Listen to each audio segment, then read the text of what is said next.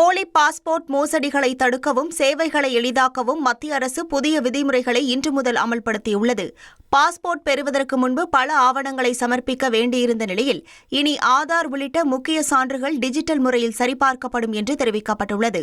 முகவரி மற்றும் அடையாள சான்றுகளாக அரசால் வழங்கப்பட்ட ஆவணங்கள் பிரதானமாக ஏற்கப்படும் என்றும், காவல்துறை வெரிஃபிகேஷன் செயல்முறை இனி ஆன்லைன் வழியாக மேற்கொள்ளப்படுவதால் தாமதம் குறையும் என்றும் குறிப்பிடப்பட்டுள்ளது.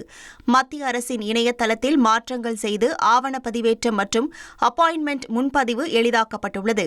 மேலும் குழந்தைகளுக்கான பாஸ்போர்ட்டுக்கு பிறப்பு சான்றிதழை டிஜிட்டல் முறையில் சமர்ப்பிக்க அனுமதி வழங்கப்பட்டுள்ளது. இனி செல்லும் இடமெல்லாம் செய்தி.